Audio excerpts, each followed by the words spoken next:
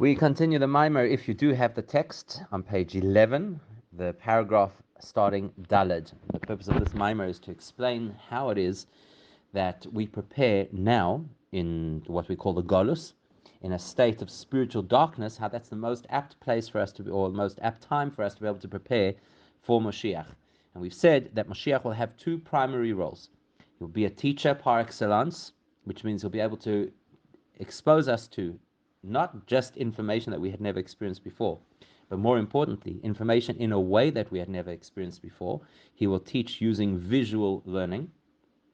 And over and above that, he'll be a king as well. The purpose of a king means somebody who tells us what to do, whether we like it or not, whether we understand it or not. And that implies that in addition to whatever it is that Mashiach will teach us, he will also allow us and offer us the opportunity to be able to rise and to experience things that are totally beyond us, as a so-called king would take his people into places that they could not necessarily have anticipated on their own. We said in order to prepare for that, we have to work during the time of the Golus on our dedication to Hashem. We have two major handicaps. The one is that we don't see. In the time of the Beis HaMikdash, they used to see. Godliness was revealed, and that obviously helped to keep the people inspired and connected. Today we don't see. We live in darkness. Everything that we learn about is theoretical. We don't actually experience it in first person. The second handicap that we have is we don't understand to the extent that we're supposed to. In the time of the Beis HaMikdash, they had a very deep understanding of godliness, and that helped a lot, that they should have a meaningful connection, and we don't have. We have a much more superficial level of understanding. So therefore, all that is left for us is what is called nitzachon, netzach, the capacity to be totally dedicated to Hashem, regardless of what happens, regardless of the distractions, regardless of the challenges. That's what we have. That's our great asset, and what we've learned is that it's a power that derives from the essence of our soul. Because our neshama is so deeply connected to Hashem, therefore, just as Hashem is nitzchi, Hashem is forever, Hashem can never be altered, Hashem can never be weakened.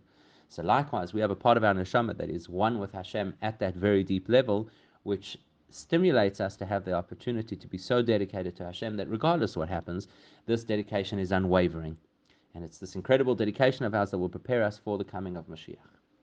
To understand that better, the Rebbe here quotes the previous Rebbe's mimer, where he's going to make a comparison between the Golus experience, which is of course over the course of many centuries, and the personal experience that each one of us has, whether we're aware of it or not, when our neshama comes down into this world.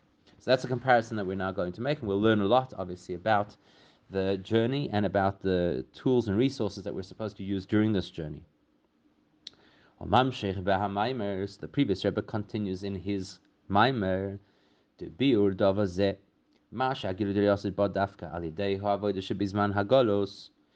in order to properly understand why it is that all of the great and incredible things that Mashiach has on offer for us can only be achieved through our personal work now in this Golus experience,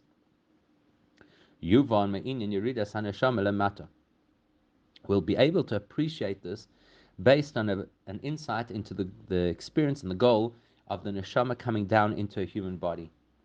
What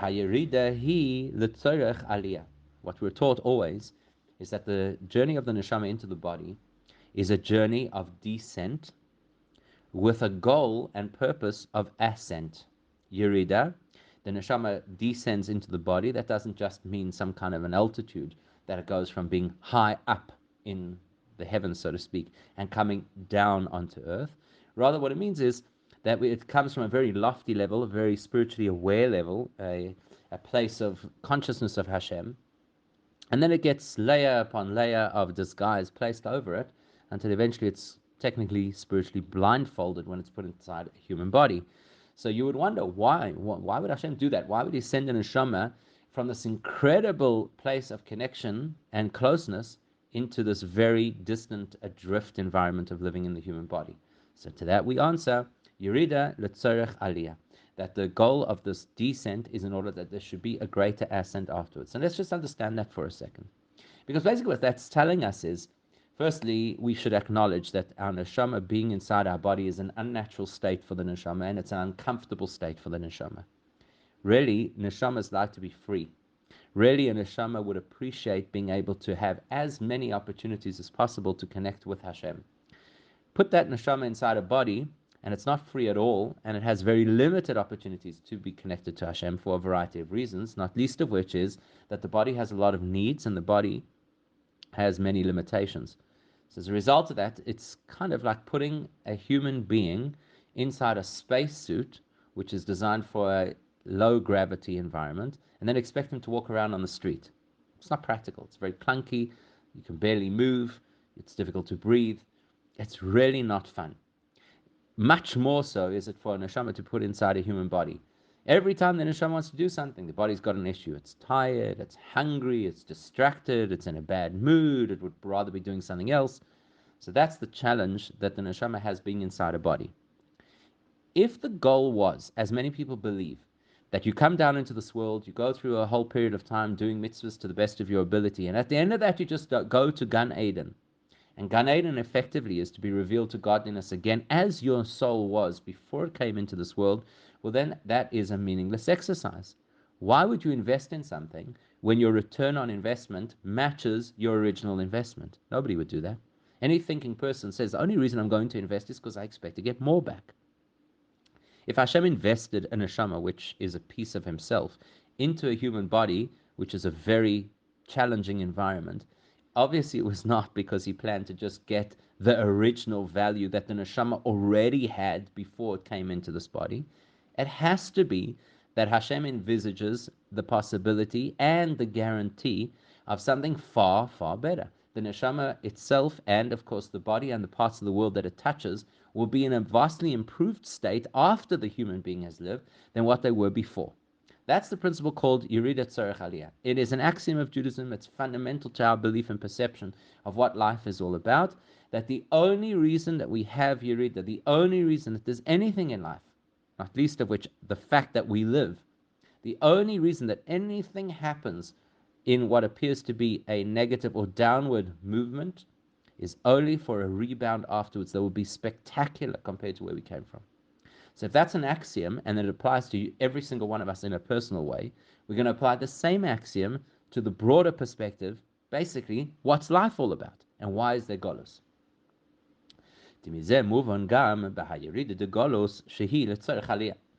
So therefore, in the same way as we're absolutely convinced that if a neshama comes down into a body, which is definitely and decidedly a yerida, a descent for the neshama, we're 100% convinced that that is for the purpose of something far greater afterwards, we have to apply the same principle to golus.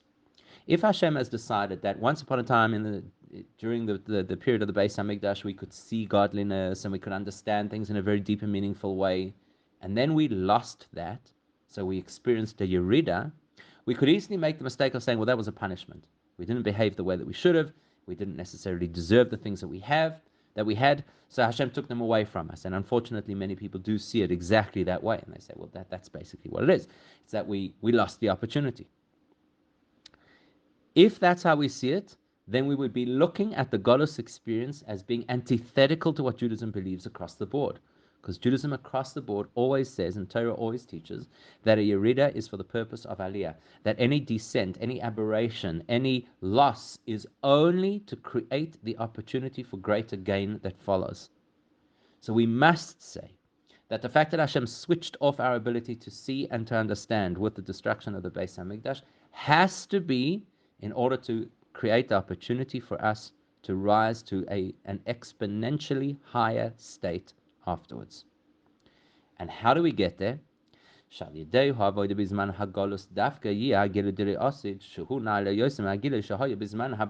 two things we have to be aware of. The first is that we need to know that when Mashiach comes, we will not revert to the wonderful experience that they used to have in the time of the Beis Hamikdash, where they had this incredible perception of godliness and a great understanding of what they had perceived. We're not going back there. Much in the same way as it would be useless for a neshama to come down from a level of Gan Eden, spend 70, 80, 90, 100 years here on earth, and then go straight back to exactly where it came from. So what was the point? Likewise, to go through a golus of 2,000 years and end up on the other side of it exactly where we started with the same kind of exposure to godliness as we had there originally would be a total waste of time.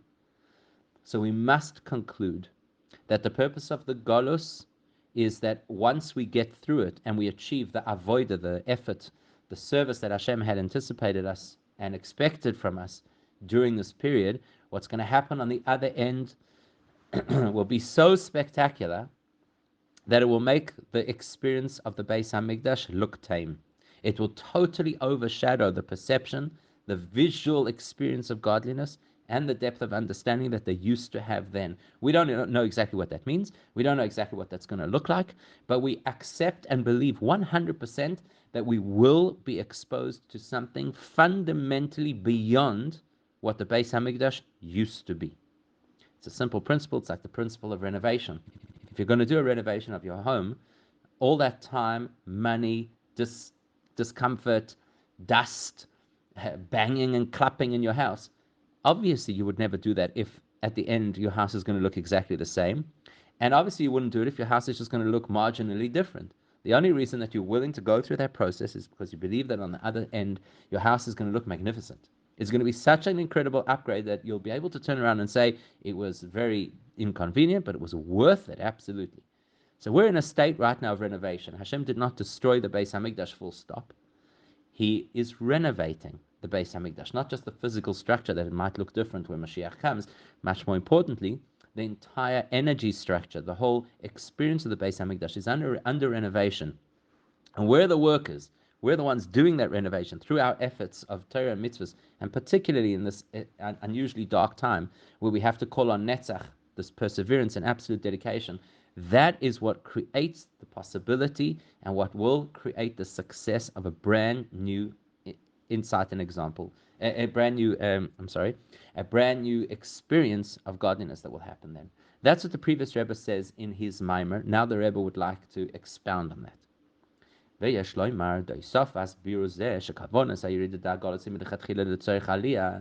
fact that the Friedrich of the previous Rebbe in his Maimer makes a very strong point of emphasizing that the entire process of Golus is only in order that we should reach something far higher and greater. And that was the original intention of Golus. It's not like after Hashem had to punish us, he turned around and said, well, let's at least make this worthwhile. No, it was the original intention, even before there was a Beis Hamikdash. The original intention was the Beis Hamikdash would last for 410 years in its first phase, 420 years in its second phase, and then it would undergo this radical transformation that would allow us to have, in the long term, a Beis Hamikdash that's real, and an experience of godliness that is real and that is forever. That was always the plan, right from the get-go. Why does the previous Rebbe feel the need to dafka bring that into the Maimer? הוא בכדי לברר הטעם הזה שגם הגיל המשיח שיגלה בתור רב, בהשגה וראייה, בו דווקא על ידי העבודה בזמן הגולוס, well, the main reason why the Friedrich Rebbe included this particular detail in the Maimer is because, as we know right from the start, one of the key roles of Mashiach is to be a teacher. And the idea of being a teacher is not the classic teacher that you and I are familiar with. The kind of teaching methods that we know today are fairly limited. It's primarily what we call auditory learning. In other words, you learn things from somebody who tells you, or you read it in a book, and both of those processes require that you only take information in one detail at a time, one step at a time. If you're missing a step, the whole structure might not make any sense. Whereas Mashiach is going to teach in a radically different way. Mashiach is going to teach specifically in a way of re'iyah, visual teaching. That means that we'll be able to perceive the concepts that he teaches us in a way that is palpable and real. I suppose it's not entirely unlike the technologies that are evolving right now, holographic technology, where you could sit in the comfort of your own home and it would be possible to project somebody in full 3D into your home, and they could then teach you, and whatever examples they wanted to illustrate, they could also present in full 3D in your home in this holographic kind of way that you can see exactly what they're talking about. So that's what Mashiach is going to do. Mashiach is going to be this Rav, he's going to be this teacher, and he's going to teach in an incredibly different fashion, far more advanced than any teaching method that ever existed until now. So the Friedrich Rebbe wants to emphasize that teaching method, that new kind of learning, will be the product of our efforts. That's the chap over here.